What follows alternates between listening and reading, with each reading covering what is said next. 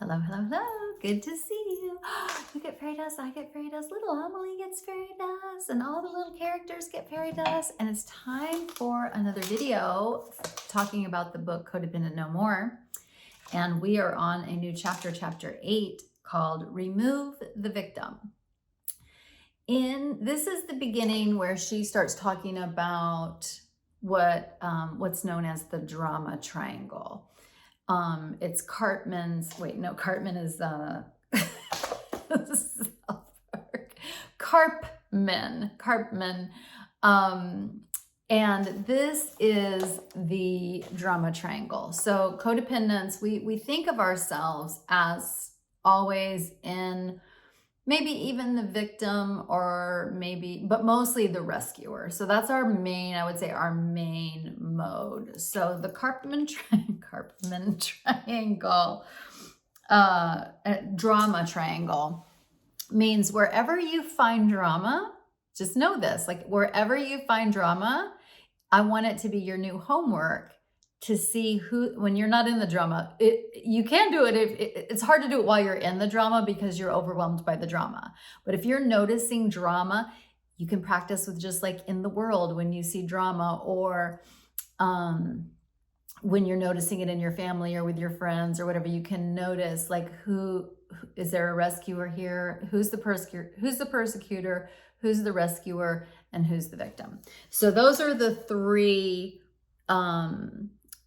angles. Like those are the three ways of being, or positions, whatever you want to call it. So they put the victim down here, victim, and then persecutor, and then rescuer. Actually, I think it's reversed, but it doesn't actually matter. I've seen it both ways. So I don't love the word victim. I think it's been bastardized. I think that people who shame us can use the word victim as a weapon, like you're being a victim. I think that it's problematic because people are actually victims. You know, a lot of us who have CPTSD, you know, we were victimized in one way or another. And, you know, we didn't want to be. And so, you know, I've noticed like a lot of codependents, like we say, like, I don't want to be the victim. Or we've heard other people tell you, stop playing, quote unquote, playing the victim. And so I just find it to be not the most helpful word because it gets confusing. Because there's what he means, victim in this mode, and then there's victim what other people think it means, and then there's actually the Webster's definition of victim. And so I think it can be confusing. And when we're unconscious and dramatic, and I think this is why people have said that, is because, you know, unconsciously or not, like, or people might know the drama triangle and then they try to use it as a weapon. But we're only going to use this shit for good. So I think it might be helpful to replace this word with one of its attributes, which is poor me, like poor me. Do you see how it's still like quote unquote victim, but it's not as charged. It's not as loaded as a word. So this would be the poor me stance. The rescuer is, we know very well, is the, oh, I got you, I'll do that for you. Like, you don't have to worry. Like, you're poor you, no problem. Like, I got you, I'll take care of it. Like, well, I'll figure it out, I'll do it, I'll take it from you, whatever. So, and then the rest, that's rescuer. And then persecutor is like, you know, fuck you. How could you not know how to do that thing? How could you know, you're always like this, like very mean. But I think it's always helpful with examples. And I think what's helpful to know about this, just with really any other pattern, is that we can act it out in our life, but we can also act it out within ourselves. And so for me, I have addiction issues. So I have food issues. And so I might be in the poor me land of like, why can't I just eat everybody like everybody else? Like, it's so frustrating. I just can't be normal. This is so hard. I hate this. It's hard and it's miserable and it's so stupid and it's lame that I can't eat the way other people eat, blah, blah, blah, saying, lame, then I can't eat that. Like, it's not a trigger food, like just very like, it's child mode, but it's very like, but it's real. Like I've experienced that maybe like 4 times this morning. Like why? then, then, there's the rescuer in me. Okay, bitch, we're gonna do this. I'm got you. Let's go to a meeting. Let's go. You're feeling bad, or well, let's just eat that then. We can just eat that. That's actually a better representation. Just eat it and it'll be better tomorrow. Like you're uncomfortable now. Just eat that thing. It's fine. Like you're going to be fine. Like you're having a hard time. See, you said like, poor me, like you're having a hard time. And so I want to help you out of that hard time. Actually, now I'm realizing it, like the rescuer voice is my addictive voice. It's fine. It's so fine. And then let's say I do it. I listen to the rescuer. Poor me, this is hard. Well, you don't have to do it today. It's too hard. Then you're so stupid. I can't believe you ate off your food plan. I can't believe you did that to yourself. I can't believe, like, you're not normal. Like, like how many times you need to go to treatment to know, like, you have this. So I just want you to see that we, sometimes when we learn a tool like this, we think like, oh, this is that person, this is this person, and this is that person, when we're actually all of it. And so let's look at what Melody Beatty says. Sorry. She was talking about her pattern with people is to rescue them. This is like we're the rescuers, we're the enablers. And so she talks about we're the great godmothers or godfathers of the entire world. This is a person called, Ernie Larson said that. We not only meet people's needs, we anticipate them. Oh, we already know. I know what you want before you even want it half the time. We fix, nurture, and fuss over others. We make better, we solve, we attend to, and we do it all so well. I don't know if I said it here or somewhere else, like, bitch, we have our 10,000 hours in codependency. Like, bitch, we have our 10,000 hours in fixing shit, like, for other people. We have our 10,000 hours in rescuing. Like, we're fucking good at it. It's our area of expertise. Your wish is our command is our theme. Your problem is my problem is our motto. We are the caretakers. That's so good. But here's what I wanted to point out, and what I talk a lot about, like I've talked with clients about this before too, is like a lot of times, even though we're the rescuers, we're the godmothers and godfathers of the world, like we do all of this in our families and in our life, in our workplace, whatever, a lot of the time we end up being persecuted. So we actually end up being the bad guy because we took the bait. Dumb example, Real Housewives of Beverly Hills. So Erica is in a big mess legally and all this, and she's got these all crazy stories or whatever about shit that happens that are highly suspect and just cause you to go, and then there's one character who's like, this is problematic, like this person is probably lying and this doesn't make sense and I don't understand this and that's a red flag and this is a red flag and how do I protect myself?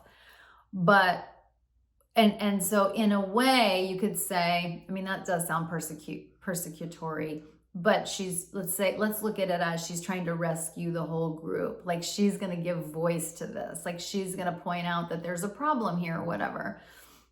And then the rest of the group, then they do two things. They want her to do it more so they don't have to do it. And they how dare you? Like, why are you saying this stuff? Like, you're bad. So a lot of times and a better example really is like, we've all codependents have done this. We decide to help. Let's say someone wants help moving, and like, we don't want to do that. We're fucking adults. We don't want to do it anymore, but we say yes. And then so we're going to rescue, we're going to say yes. and then we do it, but we don't do it right, or we don't do it how we did it the last time. Like maybe we're a little bit more healed, so we don't take over the whole thing. Like, we only do some of it, or we tell them that we can only be there from this time to this time, and then we get yelled at that we left early. So we don't even get points for doing the thing. Like we rescued and then we got punished. So we went rescuer to, and then we were victimized. How dare you? You did it wrong. Ba, ba, ba, ba, ba.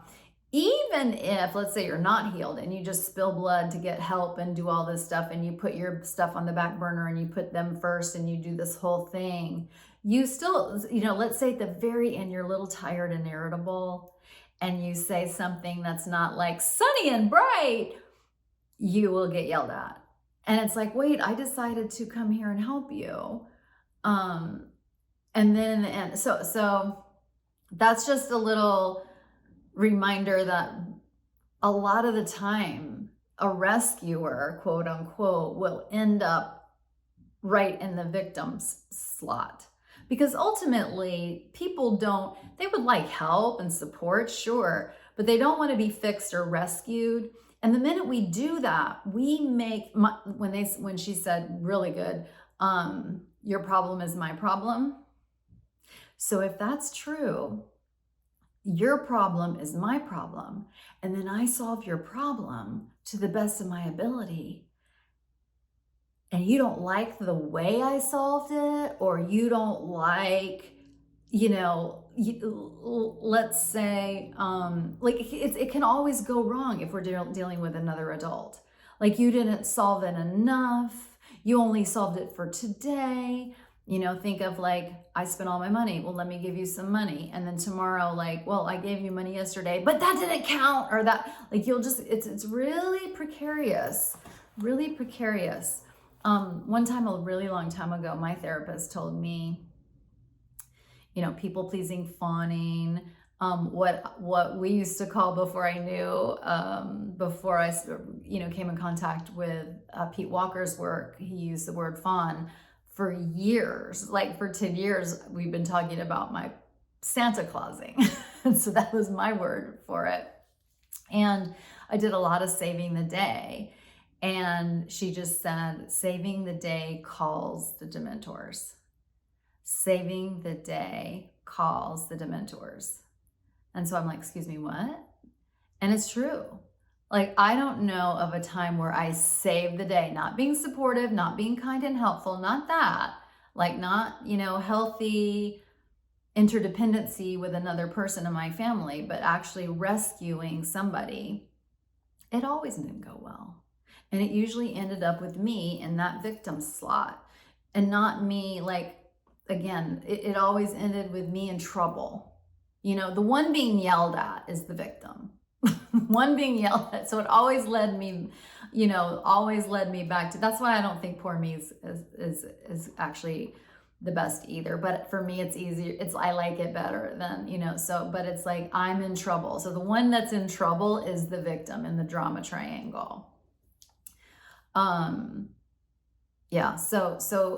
And again, notice, if somebody's rescuing and somebody's persecuting and somebody is, kind of acquiescing, this is out of my hands, I don't know what to do, or is in trouble from the other things, notice that there's no problems being actually solved.